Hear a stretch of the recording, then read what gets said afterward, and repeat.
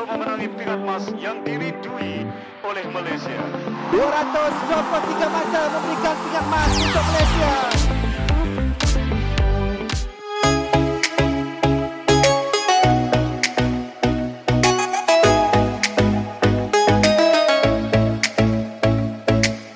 Hai, Assalamualaikum. Saya Shalin Zulkifli, Bowling Queen.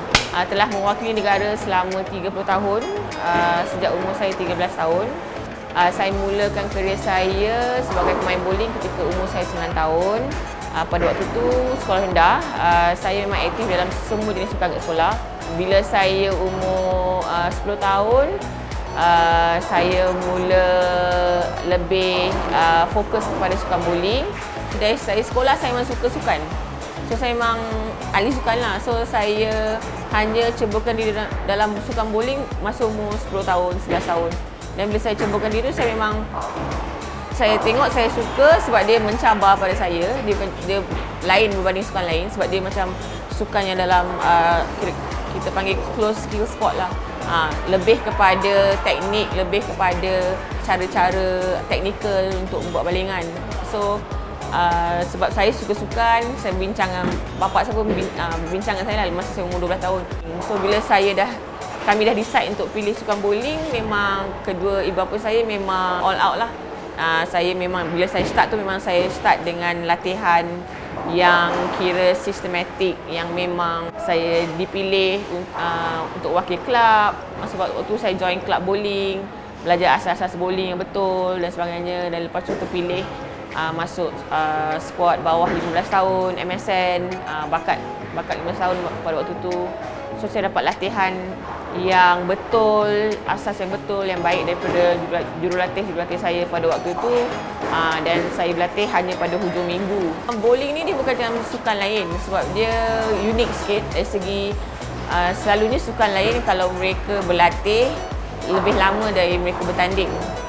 Kalau macam atletik kan, olahraga semua, kadang-kadang dia lari 10 saat je, tapi mereka berlatih lagi lama.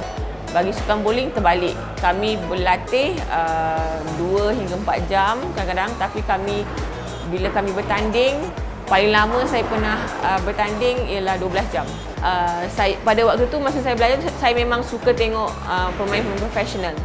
Masa dulu tak ada YouTube, tak ada apa nak tengok kan. So dia ada tunjuk di TV, so kami akan rekod. So saya akan tengok semua pemain profesional. So saya suka beberapa pemain profesional macam Parker Bond, Marshall Holman. Saya minat sebab cara permainan dia orang agresif, dan memang sangat accurate lah.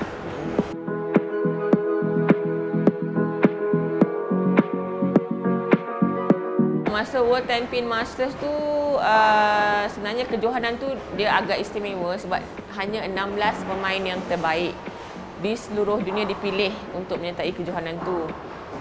Kejohanan tu merupakan salah satu kejohanan yang saya sertai sebab lepas saya dapat pingat perak dan gangsa di Sukan Commonwealth, saya macam tak puas hati lah sebab saya tak menang gol, sebab banyak orang target saya menang gol untuk Sukan Commonwealth. Tapi walaupun tak menang gol, saya alhamdulillah dapat menang perak dan gangsa. So lepas tu saya macam kecewa sikit, saya macam ambil time off, saya sambung belajar di UM, jurusan sains sukan. So 2001 tu merupakan salah satu kejohanan kira yang terbesar lah selepas Sukan Commonwealth yang saya sertai. So kejohanan tu agak istimewa juga kerana pemain lelaki dan wanita bertanding scratch. Tak ada handicap, tak ada apa. So head to head. So you akan lawan, dia ada draw dan you akan lawan pemain sama ada lelaki atau wanita. Dan kalau you menang, you masuk ke round yang seterusnya. So format dia agak istimewa. So saya main dan bila dah main tu macam setiap kali tu menang.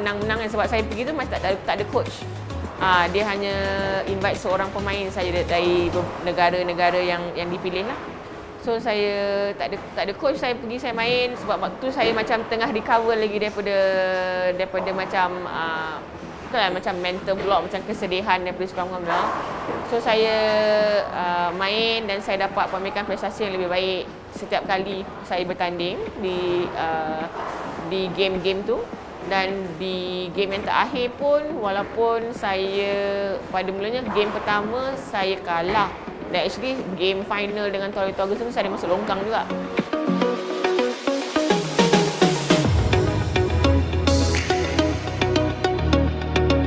Pada waktu tu Tori Torgerson tu kira antara pemain yang terbaik kat dunia lah, daripada Norway, dan dia pun seorang pemain profesional di sirkuit profesional lelaki di US.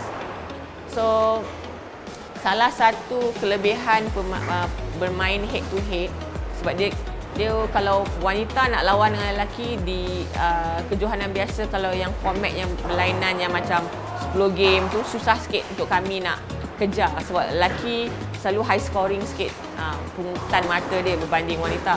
Tapi bila kita main head to head, 1 game 2 game tu kami masih boleh lagi lawan dengan lelaki. So saya just fokus pada pre-shot routine saya, setiap balingan yang saya baling. Saya tak fikir sangat pasal kena strike berapa banyak ke tak. Saya cuba nak make good shot, every shot saya baling.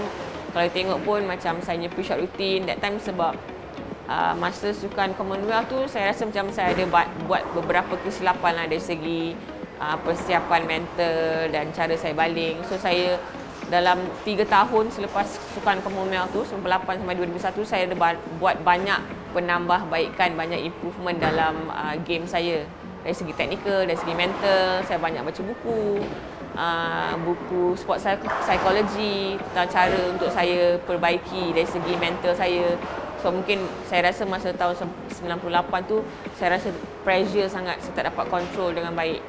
So di tahun 2001 saya setelah melalui beberapa proses sendirilah, sertai kejohanan kecil-kecil dan saya cuba melalui trial and error, saya dapat jumpa kira method yang serasi dengan saya yang saya guna. So saya applykan di kejohanan tu dan alhamdulillah dapat nampak hasil lah. Dan saya menang dengan Tori Torgerson pun saya rasa beberapa pin je, sebab saya kena double strike untuk menang. Saya strike home dan Tori kena double strike. Dia dapat strike yang pertama, yang kedua tu dia tak strike. So saya menang. So tu antara persiapan saya lah untuk kejohanan World 10 Pin Masters 2001 yang saya, tu first major kejohanan yang saya menang selepas sukan Commonwealth.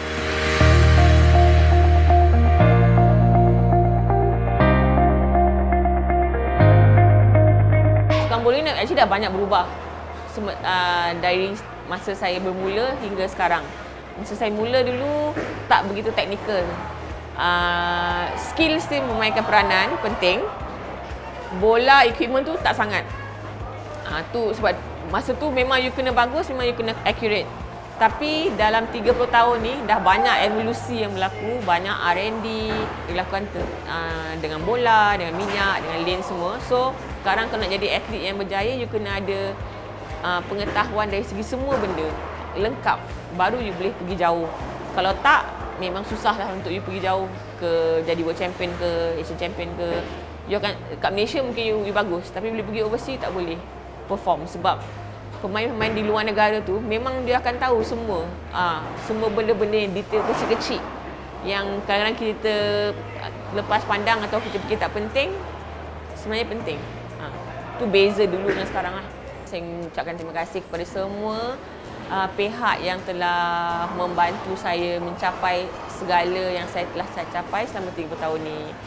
Di antaranya ialah arwah ayah saya, ibu saya, suami saya, yang dulu juga ex-teammate saya. Selepas saya dah kira berkahwin, dia lah salah satu macam tonggak yang banyak support saya sehingga kini. So terima kasih kepada keluarga saya dan juga kepada semua rakyat Malaysia yang telah banyak mendoakan saya selama ni. Doa-doa itulah yang banyak bantu saya bila saya pergi bertanding di luar negara, terutama sekali bila kami pergi ke kejohanan atau ke masya yang besar seperti Sukan Asia, World Championship, Commonwealth Games, seperti itu. So terima kasih Malaysia.